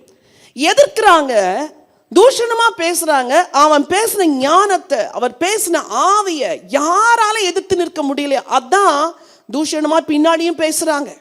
இன்னைக்கு நீங்கள் எதுக்கு மறிக்கணும் தெரியுமா? பயம். இன்னைக்கு அநேக சகோதரிகளும் சகோதரர்களும் ஆண்டவருக்கு ஏன் பயன்படல தெரியுமா? நீங்க பயத்திலே வாழ்றீங்க. மற்றதுக்கெல்லாம் தைரியமா இருக்குல்ல. ஒரு நாள் ஒரு பெண் மகள் ஒரு சாட்சி சொல்லுகிறாள். அவள் ஒரு பையனை நேசிச்சிருக்கிறாள். நேசிச்சதுனால அவங்க வீடு வந்து இவங்க வீட்டுக்கு எதிர்த்த வீடு. இவள் இரவு நேரத்தில் என்ன செய்வாளாம், பக்கத்து வீட்டு காம்பவுண்ட் வழி குதிச்சு குதிச்சு குதிச்சு போய் அந்த காம்பவுண்டில் வந்து அவங்க வீட்டு காம்பவுண்டுக்கு மேலே மாடி, இதெல்லாம் நடக்கிறது மாடியில் போய் மணிக்கணக்காக பேசிட்டு வருவாளாம். அப்போ கடைசியில் ஒரு நாள் கையும் மெய்யுமாய் பிடிபட்டு விட்டாள். அப்போ போலீஸ் கேட்குது, எப்படி நீ டெய்லி அவனை மீட் பண்ணா? அவள் சொல்கிறாளாம், மாடியை தாண்டி தாண்டி தாண்டி போனேன். எனக்கு பயங்கர ஆச்சரியம், எங்கேருந்து வந்தது உனக்கு இந்த தைரியம்? ஒரு ஆடவன் மேல் இருக்கிற ஆசைக்காக ஒரு பொண்ணு பயத்தெல்லாம் வெறுத்து போகிறாளே. எத்தனை பொண்ணுங்க வீட்டை விட்டுட்டு போயிடுறாங்கல்ல, வீட்டை விட்டுட்டு தைரியமாக போகிறாங்க, அதுக்கெல்லாம் பயம் இல்லை. ஆனால் ஆண்டவருக்காக வாங்கன்னா எல்லாரும் என்ன செய்கிறாங்க? ஐயோ வீட்டில் ஹஸ்பண்ட் இருக்கிறாரு, ஐயோ வீட்டில் பிள்ளைங்க இருக்கிறாங்க, ஐயோ வீட்டில் அது, ஐயோ மாமியார் விட மாட்டாங்க, மாமனார் விட மாட்டாங்க. இன்னைக்கு எல்லாத்துக்கும் ஒரு ஃபுல் ஸ்டாப் வைங்க. நீங்கள் ஆண்டவருக்காக பயன்படணும் அப்படின்னா உங்கள் வாழ்க்கையில் இருக்கிற பயத்துக்கு நீங்கள் மறிச்சு தான் ஆகணும். சின்ன விஷயமானாலும் பயம், ஒரு சின்ன காரியம்னா பயம். இல்லை சகோதரி, இல்லை சகோதரனே, இந்த ஸ்தேவான் அவன் பேசின வார்த்தை, அவன் பேசின ஞானம் யாரால எதிர்த்து நிற்க முடியல. ஏன் தெரியுமா? அது அவனோடதல்ல, பயத்துக்கு செத்தவன் பகிரங்கமாய் தைரியமாய் பேசினான். இன்னைக்கு யாரை பார்த்தாலும் இயேசுவை பற்றி சொல்ல உங்களுக்கு தைரியம் வருதா? எத்தனை இடத்துல அமைதியாக வந்தீங்கல்ல, எத்தனை இடத்துல வாய் மூடிட்டு வந்தீங்க, எத்தனை இடத்துல நீங்கள் சொல்லியிருந்தா அந்த ஒரு ஆத்துமா ஆண்டவருக்குள்ள வந்திருக்கோம், நான் சொல்லாது வந்தீங்க. இன்னைக்கு ஒரு ஸ்தேவானுடைய வாழ்க்கையிலேருந்து நீங்கள் கற்றுக்கொள்ள வேண்டியது, நான் இனி பயத்துக்கு சாவேன் ஆண்டவரே, எதற்கும் பயப்பட மாட்டேன். அதுக்காக ஞானம் இல்லாத பேசக்கூடாது. வசனம் சொல்லுது, அவன் பேசின ஞானத்தையும் அப்புறம் ஆவியையும் எதிர்த்து நிற்க இந்த ரெண்டும் கூட வரணும். ஆவி இருக்குதுங்கிறதுக்காக நீங்கள் போய் எங்கேயாவது இஷ்டமாக ஆவேசமாக பேசிட்டு வந்துடக்கூடாது. அதில் ஒரு ஞானமும் வேணும். யார்கிட்ட பேசணும், எங்கே பேசணும், எப்படி பேசணும், எதை பேசணும், எவ்வளோ நேரம் பேசணும், இதெல்லாம் உங்களுக்கு வேணும். ஆண்டவற்றை கேளுங்க. ஸ்தேவான மாதிரி ஆண்டவர் ஒரு தைரியத்தின் ஆவியும் ஞானத்தின் ஆவி எனக்கு தாங்கன்னு சொல்லுங்க, ஆண்டவர் நிச்சயமாய் தருவார். சரி, அடுத்து இந்த ஸ்தேவான், அவனுக்குள்ள நான் பார்த்த விசேஷ ஒரு நேச்சர் என்னன்னா, அவருக்குள் நிறைந்திருந்த கர்த்தருடைய வசனத்தின் ஞானம். என்ன ஞானம்? வசனத்தின் ஞானம். 7ஆம் அதிகாரத்துல 1-53 வரைக்கும் அவர் வந்து பேசுறாரு. என்ன மாதிரி நோட்ஸ் எல்லாம் எழுதி வச்சு பேசல, நேரா வரார். வந்து யாரெல்லாம் நிக்கிறாங்க? முதல் வசனம், பிரதான ஆசாரியன் அவனை நோக்கி, காரியம் இப்படியா இருக்கிறது என்று கேட்கிறாரு. ஸ்டீஃபன், உன்னை பத்தி இவ்வளவு காரியம் சொல்றாங்களே, காரியம் இப்படியா இருக்குது? பதில் என்ன சொல்லியிருக்கணும்? ஆமா ஐயா, காரியம் அப்படித்தான். இல்லை இவங்க சொன்னது சரி கிடையாது, அதைத்தானே சொல்லியிருக்கணும். தன்னை டிஃபெண்ட் பண்ணவே இல்லை, சத்தியத்துக்காக வாயை திறக்கிறாரு. ஸ்தேவான் இதுக்கு முன்னாடி எங்க பேசினார், என்ன பேசினார், எப்படி பேசினார், எதுவுமே சொல்லப்படலை. ஆனா இங்க பேச ஆரம்பிக்கிறார். 2வது வசனம், அதற்கு அவன், சகோதரரே பிதாக்களே கேளுங்கள், நம்முடைய பிதாவாகிய ஆபிரகாம் காரானூரிலே குடியிருந்த போது, அதுக்கு முன்னாடியே மகிமையின் தேவன் அவருக்கு தரிசனமாகி, நீ இங்கிருந்து புறப்பட்டு நான் உனக்கு காண்பிக்கும் தேசத்துக்கு போன்னு சொன்னாரு. அவர் புறப்பட்டு வந்தாரு. அவர் தேசத்தெல்லாம் விட்டு எல்லாருக்கூடையும் அவர் புறப்பட்டாரு. அவர் தகப்பன் மரிச்ச பின்பு ஆண்டவர் ஒரு அடி நிலத்தை கொடுக்காதிருக்கும் பொழுது, உனக்கு உன் சந்ததிக்கு இந்த நிலத்தை தருவேன் என்று சொன்னாரு. 400 வருஷம் படுவீங்கன்னு சொன்னார். நம்முடைய முற்பிதாக்கள் எல்லாம் எகிப்துக்கு போனாங்க, எகிப்தில் அடிமையா இருந்தாங்க. பார்வோன் அவரை உபத்திரப்படுத்தினார், ஜனங்களை உபத்திரப்படுத்தினார்கள், அங்கு பழகினார்கள், அங்கு பெருகினார்கள். ஜெனிசிஸ்ல ஆரம்பிச்சு அவர் சொன்ன சரித்திரம் ஐசாயா வரைக்கும் வருது. எப்படின்னு சொல்றேன், வாசிங்க. 3வது வசனம், நீ உன் தேசத்தையும் உன் இனத்தையும் விட்டு புறப்பட்டு நான் உனக்கு காண்பிக்கும் தேசத்துக்கு வா என்றார். எந்த புஸ்தகத்தில் இருக்குது? ஆதியாகமம் 6வது வசனம், அந்தபடி தேவன் அவனை நோக்கி, உன் சந்ததியார் அந்நிய தேசத்தில் சஞ்சரிப்பார்கள், அத்தேசத்தார் அவர்களை அடிமைகளாக்கி 400 வருஷம் துன்பப்படுத்துவார்கள். எந்த புஸ்தகத்தில் இருக்குது? சரி, 9வது வசனம், அந்த கோத்திர பிதாக்கள் பொறாமை கொண்டு யோசேப்பை எகிப்துக்கு கொண்டு போகும்படியாக விற்று போட்டார்கள். எந்த புஸ்தகத்தில் இருக்குது? சரி, அப்படியே பின்னாடி திருப்புங்க, வாசிக்கலாம். 17வது வசனம், ஆபிரகாமுக்கு தேவன் ஆணையிட்டு அருளின வாக்குத்தத்தம் நிறைவேறும் காலம் சமீபித்த போது யோசேப்பை அறியாத வேறொரு ராஜா தோன்றின காலம். 20வது வசனம், அக்காலத்திலே மோசே பிறந்து. எந்த புஸ்தகம் சொல்லுங்க? மோசே பிறந்தது எந்த புஸ்தகம்? யாத்திராகமம் 22. மோசே எகிப்தியருடைய சகல சாஸ்திரிகளிலும் கற்பிக்க. எந்த புஸ்தகம்? யாத்திராகமம் 24. அநியாயமாய் உபத்திரவப்படுத்தி ஒருத்தனை கொலை செய்து போட்டார். எந்த புஸ்தகம்? சரி, 30வது வசனம், 40 வருஷம் சென்ற பின்பு. 40 வருஷம் சென்ற பின்பு 40 years history எந்த புக்ல இருக்குது? லெவிட்டிகஸ்ல இருக்குது, நம்பர்ஸ்ல இருக்குது, டியூட்ரானமில இருக்குது. வரிசையா எல்லாத்தையும் சொல்லிக்கிட்டே வராரு. வாசிங்க பின்னாடி 37. இஸ்ரவேல் புத்திரரை நோக்கி, உங்கள் தேவனாய் கர்த்தர் உங்கள் சகோதரரிலிருந்து என்னைப் போல ஒரு தீர்க்கதரிசியை உங்களுக்காக எழும்ப பண்ணுவார், அவருக்கு செவி கொடுப்பீர்களாக என்று சொன்னவன் எந்த புஸ்தகத்துல இருக்குது? உபாகம புஸ்தகத்துல. பாருங்க, வரிசையா சொல்லிக்கிட்டே வராரு. 44 வாசிங்க. மேலும் நீ பார்த்த மாதிரியின்படியே சாட்சியின் கூடாரத்தை உண்டு பண்ணுவாயாக. எந்த புஸ்தகம்? எங்க சொன்னாரு? யாத்திராம் புஸ்தகத்துல. வரிசையா எல்லா புஸ்தகத்தையும் சொல்லிட்டே வராரு. 45. மேலும் யோசுவாவுடனே கூட நம்முடைய பிதாக்கள். எந்த புக்கு? ஜோஷுவா. அதுக்கப்புறம் 46. இவன் தேவனிடத்தில் தயவு பெற்றபடியினால் யாக்கோபின் தேவனுக்கு ஒரு வாசஸ்தலத்தை தான் கட்ட வேண்டும் என்று விண்ணப்பம் பண்ணினான். எந்த புஸ்தகம்? சாமுவேலின் புத்தகம், ராஜாக்களின். அப்ப பாருங்க, சொல்லிக்கிட்டே வந்துட்டு திடீரென்று சொல்லிக்கிட்டே வராரு. ஹிஸ்டரியை சொல்லிட்டே வராரு. ஒருத்தர் இன்டர்ஃபியர் பண்ணல. இதுக்கு பேர் தான் ஞானம். இதுக்கு பேர் தான் விஸ்டம். கிரிக்கெட் பிளேயர்கிட்ட போய் நீங்கள் ஃபுட்பாலை பற்றி பேசக்கூடாது. கிரிக்கெட் பிளேயர்கிட்ட கிரிக்கெட்டை தான் பேசணும். ஃபுட்பால் பிளேயர்கிட்ட போய் ஃபுட்பாலை பற்றி தான் பேசணும். அவன்கிட்ட போய் கிரிக்கெட்டை பேசினா அவன் வந்து எங்கேயா கவனிச்சிட்டு இருப்பான். இவர் பேசுனது எல்லாமே பிரமாணம். அங்கே நின்னவங்க எல்லாம் ஆசாரியர்கள், வேத பாரகர்கள் எல்லாரும் நிற்கிறாங்க. படித்தவங்க, பிரமாணத்தை கரைச்சி குடித்தவங்க. ஸ்டீஃபன் அவர் யார்? ஒரு பந்தி விசாரணை செய்கிறவன். ஆனால் அவர் பேசுகிற ஞானம் ஆதியாகமத்தில் ஆபிரகாமை குறித்து பேசுகிறார், ஈசாக்கை குறித்து பேசுகிறார், யோசேப்பை குறித்து பேசுகிறார், மோசையை குறித்து பேசுகிறார். மோசை மீதியான் தேசத்துக்கு போனதை குறித்து பேசுகிறார். அவனுடைய மாமன் வீட்டில் வாழ்ந்ததை குறித்து பேசுகிறார். கர்த்தர் தரிசனமானதை குறித்து பேசுகிறார். எண்ணாகமத்தில் நடந்த அற்புதங்களை குறித்து பேசுகிறார். ஆசரிப்பு கூடாரத்தை பற்றி பேசுகிறார். பலியை பேசுகிறார். லேவியராகமத்தில் உள்ள எல்லா முறைகளை குறித்து பேசுகிறார். யோசுவாவை குறித்து பேசுகிறார். என்ன ஒரு அற்புதமான ஞானம்! எல்லாரும் ஸ்டன்னாகி நிற்கிறாங்க. எப்படி இவனுக்குள் இந்த ஞானம் வந்தது? எப்படி இவனுக்குள் இந்த ஞானம் வந்தது? இது ஆவியானவர் பொத்துன்னு போட்டாரா? போடலை. அவன் உட்கார்ந்து உட்கார்ந்து உட்கார்ந்து எவ்வளோ நாள் பிரமாண புஸ்தகத்தை படித்தானோ தெரியாது. எல்லாம் ஸ்டோர்டு நாலேஜ். இங்கே இருக்கிற பைபிளில் இருக்கிற நாலேஜை உள்ள ஸ்டோர் பண்ணி வச்சதை பரிசுத்த ஆவியானவர் எடுத்து எடுத்து எடுத்து எடுத்து எடுத்து எடுத்து கொடுத்தார். இன்னைக்கு உங்களுக்கு சொல்கிறேன், ஒரு ஸ்தேவான் இடத்துல நீங்கள் கற்றுக்கொள்ள வேண்டியது என்ன தெரியுமா? கிறிஸ்துவின் ஞானம் உங்களுக்குள் வாசமாக இருக்க வேண்டும். கிறிஸ்துவின் வசனம் உங்களுக்குள் வாசமாக இருக்கும். சும்மா நுனிப்புல் மேய்கிறது போல பைபிளை நீங்கள் படிக்கக்கூடாது. நீங்கள் பைபிளை படிக்கும் பொழுது அதை உள்ளுக்குள்ள உள்ளுக்குள்ள உள்ளுக்குள்ள போய் போய் போய் போய் படிக்கணும். இந்த அறிவுக்காக ஆண்டவற்றை கேட்கணும். இந்த நாலேஜுக்காக கேட்கணும்.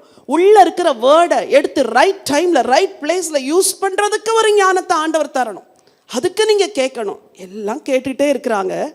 51, 52 தீர்க்கதரிசிகளில் யாரை உங்கள் பிதாக்கள் துன்பப்படுத்தாமல் இருந்தார்கள்? ப்ராஃபட்டிக் புக்குக்கு வரார். சொல்லிட்டு தேவதூதரை கொண்டு நீங்கள் நியாயப்பிரமாணத்தை பெற்றிருந்தும் அதை கை கொள்ளாமற் போனீர்கள் சொல்லி கன்க்ளூஷன் என்ன தெரியுமா? இவ்வளோ ஓல்ட் டெஸ்ட்மென்ட் ஹிஸ்டரி, ஜெனிசிஸ்ல இருந்து ப்ராஃபட்டிக் புக், மைனர் ப்ராஃபட்ஸ் வரைக்கும் எல்லாத்தையும் சொல்லிட்டு இவ்வளோத்த கொடுத்தாரே, எதையாவது கை கொண்டீங்களா? மேசியாவை அனுப்புவேன்னு சொன்னாரே, அவர் ஏற்றுக்கிட்டீங்களா? இப்பதான் ஹோலி ஸ்பிரிட்டோட இன்டர்வென்ஷன் வந்த உடனே அவங்களுக்கு காஸ்பல் சொல்றார்.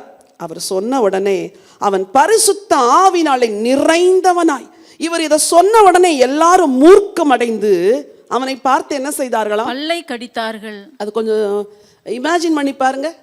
ஒரு 50 பேர் 100 பேர் நிற்கிறாங்க. அத்தனை பேரும் பல்ல கடிச்சிட்டு வந்தாங்கன்னா எவ்வளோ ஆக்ரோஷமாக வந்திருப்பாங்கல்ல. ஸ்தேவான் யாரை குறிச்சும் பயப்படல. தனக்கு கொடுக்கப்பட்ட ஒரே ஒரு வாய்ப்பு, ஸ்தேவானே உனக்கு சத்தியத்தை சொன்னதுனால உன் உயிருக்கே சேதம் வரும் அப்படின்னு உனக்கு தெரியாதா? தெரியும். ஒருவேளை என்னை கல்லறியலாம், ஒருவேளை என்னை கொல்லலாம். ஆனால் இவர்களுக்கு இன்னைக்கு நான் இந்த வார்த்தையை சொல்லலைன்னா நான் என்னைக்குமே சொல்ல முடியாது. எல்லாத்தையும் சொல்லி முடிச்சுட்டான். நடந்தது என்ன? 55. அவன் பரிசுத்த ஆவியினால் நிறைந்தவனாய் வானத்தை அண்ணாந்து பார்த்து தேவனுடைய மகிமையையும் தேவனுடைய வலது பாரிசத்தில் இயேசுவானவர் நிற்கிறதையும். ஹல்லேலூயா. இவ்வளோ தேவனுக்காய் வாழ்ந்தவனுக்கு தேவன் எழும்பி நிற்கிறார். தேவனுடைய மகிமையையும் தேவனுடைய வலது பார்சத்தில் இயேசுவானவர் நிற்கிறதையும் கண்டு அதை அடக்கிக்கல. ஓ நான் பார்க்கிறேன் அப்படிலாம் சொல்லலை. அப்போ சொன்னாரு, இதோ வானங்கள் திறந்திருக்கிறதையும் மனுஷகுமாரன் தேவனுடைய வலது பார்சத்தில் நிற்கிறதையும் காண்கிறேன். அவங்கெல்லாம் அந்த மனுஷகுமாரன் நிமிடம் வரப்போறாருன்னு எதிர்பார்த்துட்டு இருந்தாங்க. ஆனால் இவனுடைய ஃபைனல் டிக்ளரேஷன் என்ன தெரியுமா?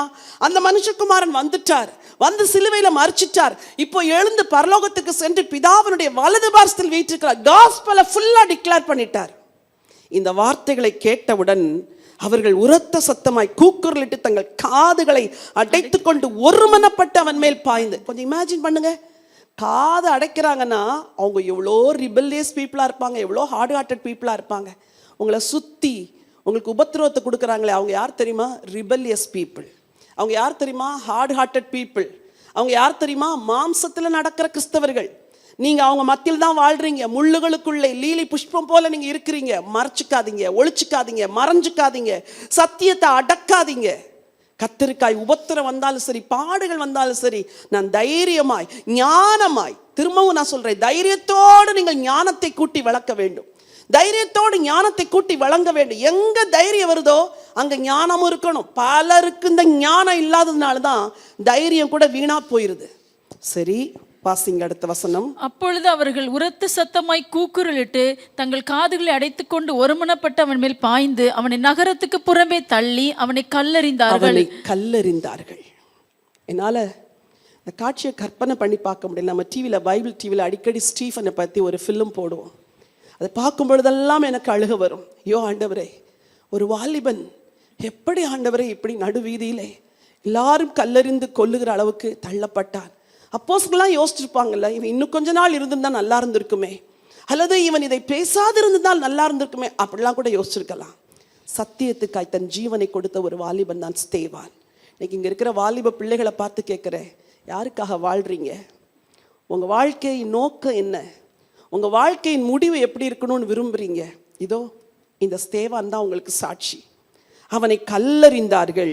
சாட்சிக்காரர் தங்கள் வஸ்திரங்களை கழற்றி சவுல் என்னப்பட்ட ஒரு வாலிபனுடைய பாதத்தின் அருகே வைத்தார்கள். அப்பொழுது கர்த்தராகிய இயேசுவை என் ஆவியை ஏற்றுக்கொள்ளும் என்று ஸ்தேவான் தொழுது கொள்ளுகையில் அவனை திரும்பவும் கல்லெறிந்தார்கள். கல்லை எறிறாங்க, எங்கெங்கெல்லாம் பட்டுச்சோ, எங்க இருந்தெல்லாம் ரத்தம் வந்துச்சோ தெரியல. அவனோ முழங்கால் படியிட்டு, ஆண்டவரை இவர்கள் மேல் இந்த பாவத்தை சுமத்தாதிரும் என்று மிகுந்த சத்தமிட்டு சொன்னான். இப்படி சொல்லி நித்திரை அடைந்தான். உபத்திரவத்தின் உச்சகட்டம், ஜீவனையே கொடுத்துட்டான். ஸ்தேவான், நீ ஏன் இவ்வளோ உபத்திரவப்பட்ட? நீ ஏன் இவ்வளோ ரத்தம் சிந்துற வரைக்கும் உன் ஜீவனை கொடுக்குற வரைக்கும் நீ வந்து வாழ்ந்த ஸ்தேவான் கேட்டான். சொல்லுவார், நான் ஏற்கனவே சுயத்திற்கு செத்தவன், நான் ஏற்கனவே பயத்துக்கு செத்தவன், நான் ஏற்கனவே கிறிஸ்துவுக்கு உள் மரித்தவன், நான் ஏற்கனவே கிறிஸ்துவுக்காக மரிக்க வேண்டும் என்று ஆசை கொண்டவன். அந்த ஆசையை நிறைவேற்றுறதுக்கு கர்த்தர் எனக்கு ஒரு வாய்ப்பை கொடுத்தார். ஸ்தேவான், நீ சிந்தின ரத்தத்தினால் என்ன லாபம்? நீ இன்னும் கொஞ்சம் வருஷம் உயிரோடு இருந்திருக்கலாமே ஸ்தேவான். லாபம் என்ன தெரியுமா? வசனம் 58. அவனை நகரத்துக்கு புறம்பே தள்ளி அவனை கல்லெறிந்தார்கள்.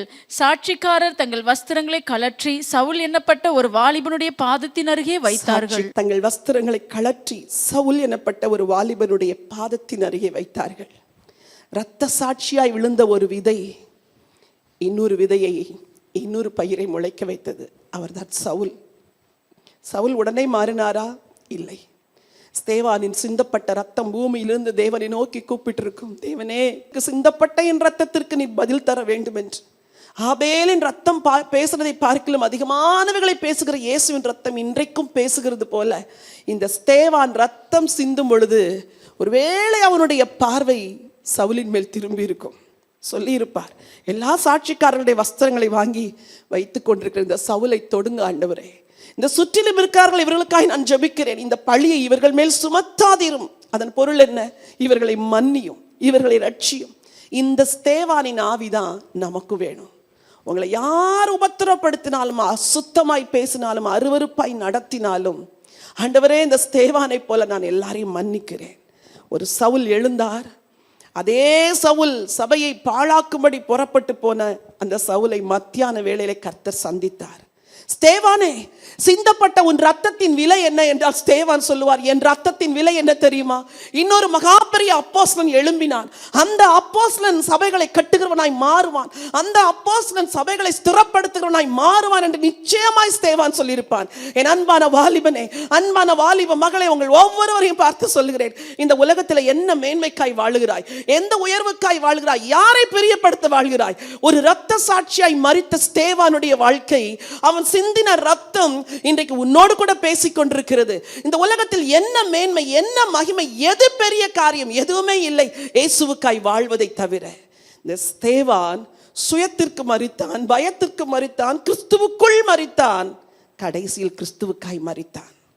நாம் அநேக உபத்திரவங்களின் வழியாய் தேவனுடைய ராஜ்யத்தில் பிரவேசிக்க வேண்டும். வசனம் சொல்லுகிறது, அவனை வரவேற்கும்படி. அந்த வார்த்தை ரொம்ப அருமையான வார்த்தை. வாசியுங்கள் 55. அவன் பரிசுத்த ஆவியினால் நிறைந்தவனாய் வானத்தை அண்ணாந்து பார்த்து தேவனுடைய மகிமையும் தேவனுடைய வலது பாரிசத்தில் இயேசுவானவர் நிற்கிறதையும் கண்டு. வேதம் சொல்லுது வலது பாரிசத்தில் போய் உட்கார்ந்தார், அப்படிதான் சொல்லுது. ஆனா இங்க ஒருவன் இரத்த சாட்சியாய் ரத்தம் சிந்தி தனக்காய் மரிக்கிறதை பார்க்கும் பொழுது கிறிஸ்துவால் உட்கார முடியவில்லை, அவர் எழுந்து நின்றாராம். கர்த்தராகிய இயேசுவே என் ஆவியை ஏற்றுக்கொள்ளும் என்று அவன் ஒப்பு கொடுக்கிற அந்த விலையேறப்பெற்ற ஆவியை ஏற்றுக்கொள்வதற்கு ஒரு ஆண்டவர் எழும்பி நின்றார். இதுதான் இந்த உலகத்தில் வாழுகிற வாழ்க்கைக்கு, மகிமையுள்ள வாழ்க்கைக்கு ஒரு பெரிய அடையாளம். இன்னைக்கு நீங்க எப்படி வாழ போறீங்க? நீங்க யாருக்காக வாழ போறீங்க? இந்த ஸ்தேவானுடைய வாழ்க்கை உங்களோடு கூட பேசட்டும். ஆவியில் நிறைந்தவன், ஞானத்தால் நிறைந்தவன், கர்த்தரை நேசிக்கிற ஒரு வாலிபன், கர்த்தருக்காகவே கீழான எந்த காரியத்தையும் மேலாக நினைத்து ஏற்றுக்கொண்டு மனப்பூர்வமாய் சம்மதித்து வாழ்ந்த ஒரு வாலிபன். அந்த வாலிபனுடைய வாழ்க்கை இன்னைக்கு நம்மோடு கூட பேசட்டும். இன்னைக்கு இந்த கூடுகையை முடிச்சுட்டு நீங்க போகும் பொழுது ஒரே ஒரு நினைவோடு கூட போங்க, நாம் அநேக உபத்திரவங்களின் வழியாய் தேவனுடைய ராஜ்யத்தில் பிரவேசிக்க வேண்டும். இந்த ஸ்தேவான் பிரவேசித்தாரா? பிரவேசிக்கும் பொழுது பரலோகமே எழுந்து நின்று, இயேசு எழுந்து நின்றா தூதர்கள்லாம் என்ன செஞ்சிருப்பாங்க? எல்லாருமே எழுந்து நின்றிருப்பாங்க. ஒரு ஸ்தேவானை வரவேற்க பரலோகமே எழும்பி நின்றதென்றால் உங்களை வரவேற்க யார் எழும்பி நிற்க போகிறார்கள்? இன்னைக்கு நீங்க அதை தீர்மானிங்க. live a life just like Stephen. அவன் ஒரு மாற்றராய் மரித்தான். நீங்க அப்படி மரிக்கணும்னு அவசியம் இல்லை. வாழுகிற நாட்கள் இயேசுவுக்காய் வாழுங்கள். எல்லாரும் எழும்பி நிற்கலாமா? ஹல்லேலூயா.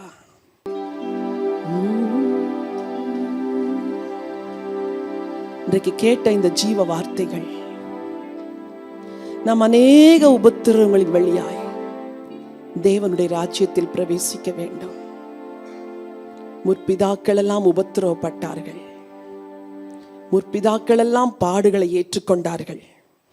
முற்பிதாக்கள் எல்லாம் பாடுகளின் வழியில் தான் நடந்தார்கள். இன்றைக்கு நமக்கும் அதே பாதையை தான் கிறிஸ்து வைத்திருக்கிறார். எல்லாரும் உங்கள் வலது கரத்தை ஆண்டவருக்கு நேராய் உயர்த்தி ஆண்டவருக்கு நன்றி சொல்வீர்களா? ஹல்லேலூயா, ஹல்லேலூயா, ஹல்லேலூயா. இந்த கொஞ்ச கால பாடுகள் கன மகிமையை கொண்டு வரும், நித்திய மகிமையை கொண்டு வரும். உலகத்தில் ஆசீர்வாதங்கள் எல்லாம் இன் ரிசர்வ் உங்கள் எல்லாருக்கும் இருக்கிறது. ஆனால் கிறிஸ்துவுக்காக, சத்தியத்துக்காக, வசனத்துக்காக பாடுபடுவது ஒரு பெரிய மகிழ்ச்சியான ஒரு வாழ்க்கை. ஒரு ஸ்தேவானை போல சுயத்திற்கு மரித்தவர்களாய், பயத்திற்கு மரித்தவர்களாய், பெருமைக்கு மரித்தவர்களாய், கிறிஸ்துவுக்குள் மரித்தவர்களாய் வாழும் பொழுது கிறிஸ்துவுக்காக மரிக்க வேண்டிய நிலைமை வந்தாலும் பரவாயில்லை. Let me live and die for Christ.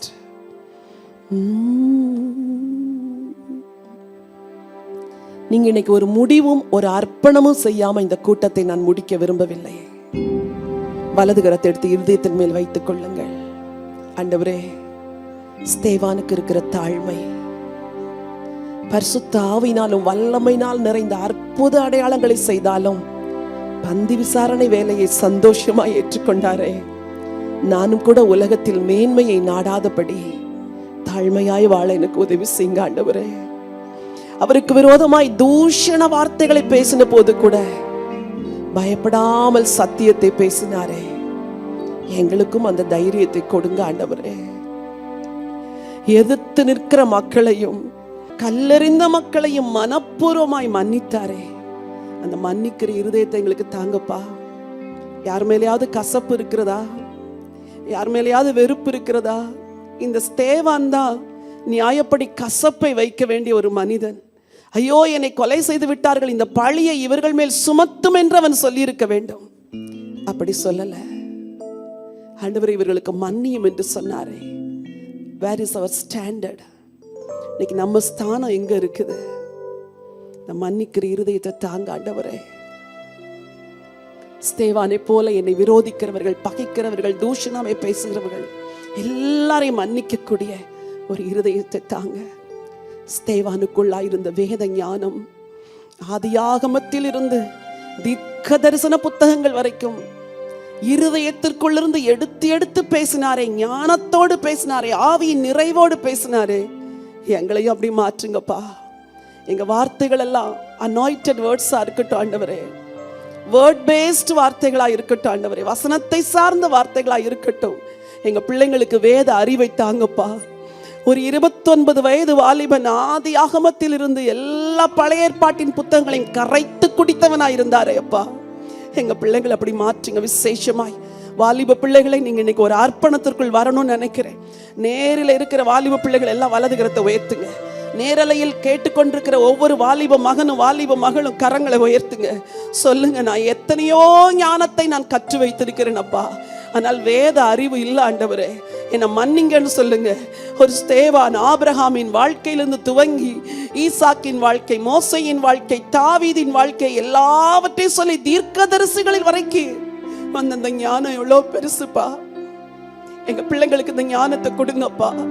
உலகத்துல அவங்க எதனாலும் படிக்கட்டும், ஆனா அவங்க வசனத்தை படிக்கிற பிள்ளைகளா எங்க பிள்ளைங்களை மாற்றுங்க ராஜா. மாற்றும்படியா ஜெபிக்கிறேன். இன்றைக்கு ஒரு டிசையரை இவர்களுக்குள்ள கிரியேட் பண்ணுங்க ஆண்டவரே. ஆண்டவரே, இந்த பிள்ளைகளுக்குள் ஒரு தாகத்தையும் வசனத்தை படிக்க வேண்டும் என்ற ஏக்கத்தையும் கர்த்தர் கிரியேட் பண்ணும்படியா ஜெபிக்கிறேன் அப்பா. நீங்க அப்படி செய்கிறதற்காய் நன்றி. ஸ்தேவான்களை எழுப்புங்கப்பா. வாலிப பிள்ளைகளில் ஸ்தேவானை போல வைராக்கியம் உள்ளவர்கள், இயேசுவை நேசிக்கிறவர்கள், இயேசுவுக்காய் ஜீவனை கூட கொடுக்க துணிந்த வாலிபர்களை எழுப்புங்க ஆண்டவரே. எழுப்புங்க. எங்க சபைகளிலிருந்து எழும்பட்டும் ஆண்டவரே. சபைகள் ஸ்தேவான்களை பிறப்பிக்கட்டும் ஆண்டவரே. சபைகள் ஸ்தேவான்களை உருவாக்கட்டும் ஆண்டவரே. ஊழியங்கள் ஸ்தேவான்களை உருவாக்கட்டும் ஆண்டவரே. Thank you Father.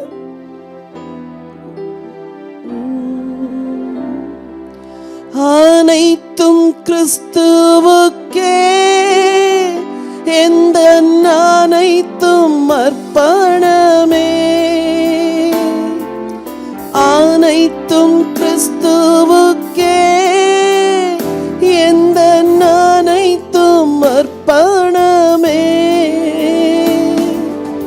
என் முழு தன்மைகள் ஆவல்களும் அனைத்தும் கிறிஸ்துவுக்கே. என் முழு தன்மைகள் ஆவல்களும் அனைத்தும் கிறிஸ்துவுக்கே. அனைத்தும் கிறிஸ்துவுக்கே, எந்த அனைத்தும் அர்ப்பணமே. அனைத்தும் கிறிஸ்துவுக்கே, எந்த அனைத்தும் அர்ப்பணமே. என் முழு தன்மைகள் ஆவல்களும் அனைத்தும் கிறிஸ்துவுக்கே. என் முழு தன்மைகள் ஆவல்களும் அனைத்தும் கிறிஸ்துவுக்கே. Thank you Father. அப்பா, எங்களை உம்முடைய கரத்தில் ஒப்புக் கொடுக்கிறோம். தேவனே, என் ஆவியை உம்மிடத்தில் ஒப்புவிக்கிறேன், ஏற்றுக்கொள்ளும் என்று சொன்ன ஸ்தேவானை போல மரிக்கிற தருவாயில் அல்ல ஆண்டவரே, இன்றைக்கே எங்கள் ஆவி ஆத்துமாவை உம்முடைய கரத்தில் ஒப்புக் கொடுக்கிறோம். நாங்கள் ஒவ்வொருவரும் எங்களை உம்முடைய கரத்தில் அர்ப்பணிக்கிறோம். ஒரே ஒரு வாழ்க்கை, அதுவும் சீக்கிரமாய் கடந்து போகிறது. கிறிஸ்துவுக்காய் செய்கிறது மாத்திரம் தானே கடைசி வரைக்கும் நிலைத்திருக்கும். அந்த வாழ்க்கையை ஒவ்வொருவருக்கும் தரும்படி ஜெபிக்கிறையா. ஸ்தேவானை போல வாழ, ஸ்தேவானை போல மகிமையாய் வாழ்ந்து முடிக்க எங்களுடைய மரணம் சில சவுல்களை பவுல்களாய் மாற்ற வேண்டும் ஆண்டவரே. எங்கள் வாழ்க்கை பெரிய அப்போஸ்தலர்களை உருவாக்க வேண்டும் ஆண்டவரே. We surrender our lives unto your hands. ஒவ்வொருவரையும் ஆசீர்வதிங்கப்பா. உபத்திரவங்களின் வழியாய் போகிற ஒவ்வொருவருக்காய் ஜெபிக்கிறோம். உபத்திரவத்தை தாங்க பலம் தாங்க, ஆவியின் பலனை கொடுங்க, தேவ ஞானத்தை கொடுங்க, பரிசுத்தாவின் நிறைவை தாங்க, அவர்களுக்குள் விசுவாசத்தை கொடுங்க. ஸ்தேவான் விசுவாசத்தினாலும் வல்லமையினால் நிறைந்தவனாய் இருந்தது போல உங்க ஜனங்களை விசுவாசத்தினாலும் வல்லமையினாலும் நிறைந்தவர்களாய் மாற்றுங்கப்பா. Thank you father. முற்றிலுமாய் அர்ப்பணிக்கிறோம். பொறுப்பெடுத்து நடத்தும்படி ஜெபிக்கிறோம். மீட்பர் இயேசுவின் நாமத்தில் பிதாவே, ஆமென்.